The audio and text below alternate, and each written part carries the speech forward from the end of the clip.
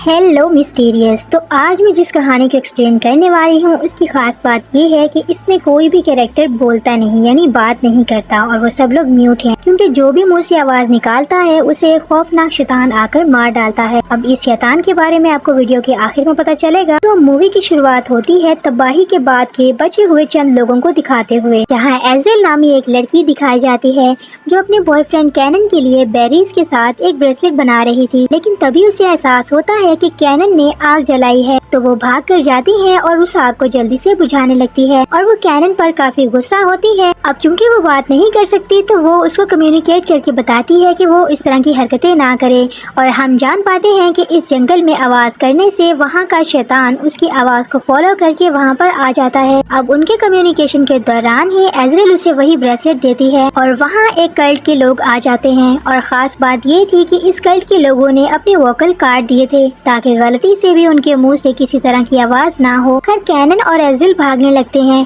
तभी कैनन एज़रेल को वहाँ छोड़कर खुद देखने के लिए जाता है कि वो लोग वहाँ से चले गए हैं या नहीं। अब उसे गए हुए काफी देर हो गई थी, तो एज़रेल को खतरा महसूस होता है और वो उसके पीछे चली जाती है उसे ढूंढने के लिए। और तभी कल्ट के लोग उसे भी पकड़कर दूसरी गाड़ी की डिक्की में डालकर उसे साथ ले जाते हैं, और वो समझ जाती है कि उन्हीं लोगों ने कैनन को भी पकड़ लिया है। और फिर वो दोनों गाड़ियाँ अलग अलग रास्ते से जाने लगती हैं। अब एज़रेल अपने बॉयफ्रेंड के लिए काफी ज्यादा परेशान थी कि उन लोगों ने आखिर उसे कहाँ रखा है। खैर तभी वो लोग एज़रेल को अपने स्पेशल स्पॉट पर लेकर जाते हैं और वो उसे एक चेयर पर बांध देते हैं, और अब वो कोई रिचुअल करना शुरू करते हैं जिसमें वो एज़रेल को सेक्रीफाइस करने वाले थे। अब एज़रेल अपने इमोशंस के थ्रू कम्युनिकेट करके एक लीडर को, जिसका नाम जोसेफिन था, वो उसे काफी रिक्वेस्ट करती है कि वो उसे छोड़ दें, लेकिन उसे कोई भी फर्क नहीं पड़ता, और वो बड़ी बेरहमी के साथ उसकी एक टांग पर काफी बड़ा सारा कट लगा देती है, और उसके कट से काफी ज्यादा खून बहता है, और वो ये उन शैतानों को अट्रैक्ट करने के लिए कर रही थी।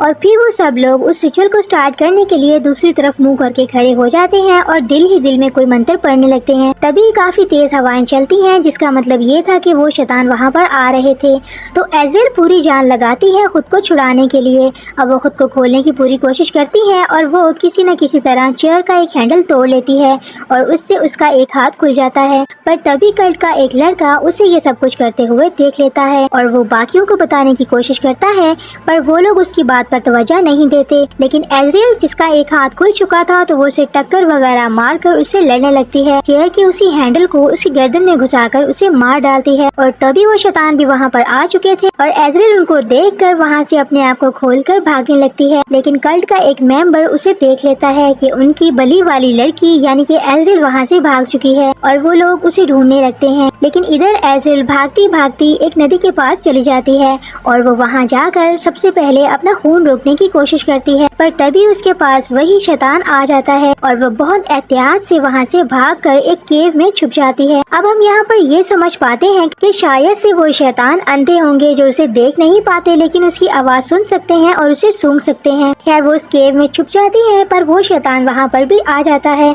अब एज़रेल काफी ज्यादा डर चुकी थी, पर उसके पास कोई और चारा नहीं था, तो वो अपनी पूरी ताकत लगाती है कि वो कोई आवाज ना करे, और वो शैतान सन्नाटा महसूस करके वहाँ से चला जाता है। अब फिर एज़रेल बाहर आती है, और वो अपने बॉयफ्रेंड कैनन को फिर से ढूंढने के लिए निकल पड़ती है, और वो कल्ट के लोगों के घर तक पहुंच जाती है, जहां पर उनका अपना एक सैटेनिक चर्च भी था, और इनके घर के आसपास काफी सारे तारों की बाड़ बनाकर लगाई हुई थी ताकि कोई भी अननोन पर्सन उसके अंदर ना आ सके। पर किसी न किसी तरह एज़रेल उस बाउंड्री को पार करके अंदर चली जाती है ताकि वो अपने बॉयफ्रेंड को ढूंढकर आज़ाद करवा सके। लेकिन तभी उसकी नज़र उसके ब्रेसलेट पर पड़ती है जो उसने कैनन को गिफ्ट किया था, और उसे देखकर वो समझ जाती है कि शायद से इन लोगों ने उसके बॉयफ्रेंड को मार दिया है, और वो काफी ज्यादा दुखी हो जाती है। पर तभी वहाँ उनकी लीडर यानी कि जोसेफिन आ जाती है, पर वो एज़रेल को देख नहीं पाती, और जोसेफिन अपनी माँ को देखने के लिए उनके कमरे में चली जाती है, जो कि काफी ज्यादा बीमार थी।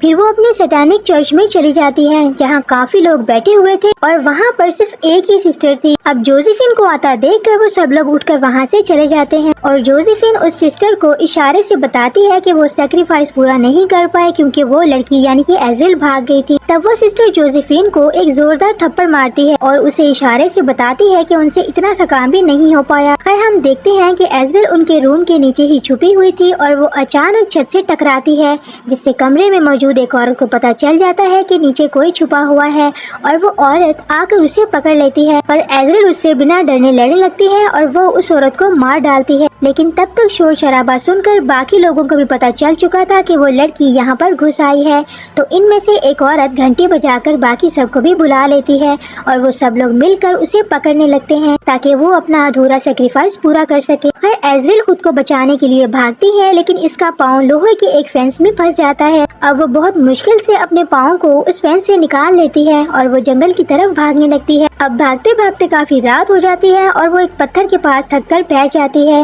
لیکن وہاں اس کے خون کی خوشبو سے ایک شیطان آ جاتا ہے اور وہ شیطان اس پر اٹیک کرنے کے لیے آتا ہے، تو ایزرل پھر سے بھاگتی ہے اور وہ بھاگتے بھاگتے روڈ تک آ جاتی ہے جہاں پر کوئی نیا شخص ایک گاڑی لے کر وہاں سے گزر رہا تھا اور وہ ایزرل کو دیکھ کر اپنی گاڑی روکتا ہے کہ شاید اسے مدد کی ضرورت ہے۔ اب وہ انسان بول سکتا تھا پر ایزرل کی ووکل کٹی ہوئی تھی، اس کے بارے میں آپ کو بعد میں بتاؤں گی، تو وہ بول نہیں پاتی۔ اب وہ شخص اس سے کافی پوچھنے کی کوشش کرتا ہے کہ آخر اسے کیا ہوا ہے اور وہ کیوں بھاگ رہی ہے اور اسے کہاں جانا ہے، پر ایزرل کچھ بھی نہیں بولتی کیونکہ وہ بول نہیں سکتی اور وہ اسے بھی چپ رہنے کا اشارہ کر کے اس کی گاڑی میں جا کر بیٹھ جاتی ہے اور وہ شخص کچھ بھی سمجھ نہیں پاتا تو وہ بھی اپنی گاڑی میں آ جاتا ہے اور وہ پھر سے اس سے پوچھنے کی کوشش کرتا ہے کہ وہ بول کیوں نہیں رہی، کیا اسے بھوک لگی ہے وغیرہ وغیرہ، لیکن ایزرل پھر بھی کچھ نہیں بولتی۔ تو وہ سوچ ہی رہی تھی کہ اسے میں اس سب سچویشن کے بارے میں کیسے بتاؤں، پر تبھی وہ شخص گاڑی میں ایک سانگ بجاتا ہے اونچی آواز میں۔ اب کیونکہ وہ شخص یہاں کا رہائشی نہیں تھا تو اسے اس جگہ کے بارے میں کچھ بھی معلومات نہیں تھی کہ یہاں پر شیطان رہتے ہیں۔ اب کلٹ کے لوگ گانے کی آواز سن کر وہاں پہنچ جاتے ہیں اور ایک آدمی گاڑی کے سامنے آ جاتا ہے اور اس سے پہلے کہ گاڑی میں بیٹھے شخص کو کچھ سمجھ آتا وہ اس کو شوٹ کر کے وہاں پر مار ڈالتا ہے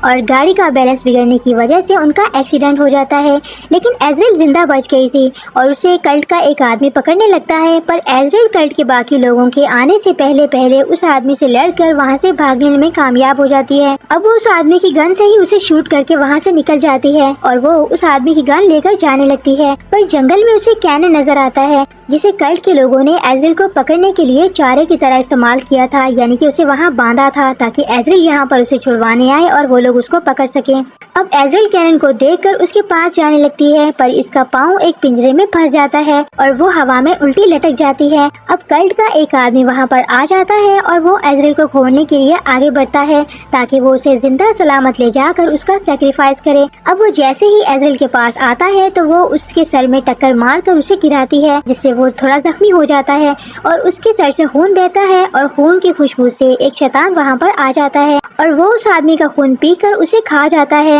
اور پھر وہ کینن کو کھانے کے لیے اس کی طرف بڑھنے لگتا ہے، پر ایزرل اوپر لٹکی ہوئی تھی تو وہ اسے روکنے کے لیے ڈسٹریکٹ کرتی ہے، پر وہ شیطان اس کی طرف بڑھنے لگتا ہے۔ تب تک کینن بھی ہوش میں آ چکا تھا تو وہ اسے اپنی طرف اٹریکٹ کرتا ہے تاکہ وہ شیطان اس کو کھا جائے اور ایزرل کو چھوڑ دے۔ وہ شیطان کینن کو کھا جاتا ہے اور ایزرل تھوڑی کوشش کر کے اس پنجرے سے اپنا پیر نکال لیتی ہے اور وہاں سے بھاگ جاتی ہے، پر وہ کینن کی موت سے کافی زیادہ دکھی تھی۔ اب وہ کلٹ کے لوگوں سے بدلہ لینے کا سوچتی ہے اور وہ گن لے کر چل پڑتی ہے کلٹ کے اڈے کی طرف اور پھر وہ وہاں جا کر وہی آواز نکالتی ہے جو اس کلٹ کے لوگ نکالا کرتے تھے، یعنی کہ وہ ایک قسم کی سیٹی بجاتی ہے اور ہمیں آئیڈیا ہو جاتا ہے کہ ایزرل بھی شاید کبھی اس کلٹ کا حصہ رہا کرتی ہوگی کیونکہ کلٹ کے باقی لوگوں کی طرح اس کی ووکل بھی کٹی ہوئی تھی، تو شاید اسے ایک انجان کینن ملا اور ان دونوں کو پیار ہو گیا تو اس نے کلٹ کو چھوڑ دیا، یعنی یہ ایک قسم کی ناستک بن گئی تھی۔ اب اسی وجہ سے کلٹ کے لوگ اس کا سیکریفائس دینے پر اتنا تلے ہوئے تھے کیونکہ اگر بات صرف انسانی بلی دینے کی ہوتی